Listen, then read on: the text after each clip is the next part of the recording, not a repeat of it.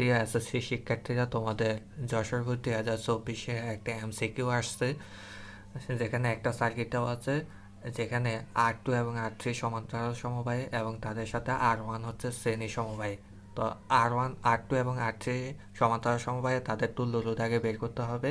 তাদের তুল্য রোধ বের করার শর্টকাট টেকনিক হলো রোধদ্বয়ের গুণফল ডিভাইডেড বাই রোধদ্বয়ের যোগফল।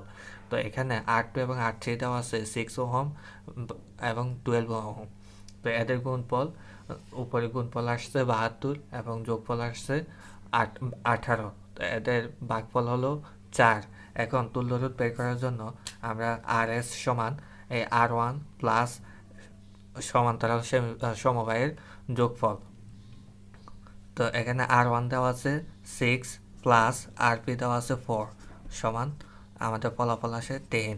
সুতরাং এখানে এমসিকিউ ফলাফলটা হলো 10 ওহম।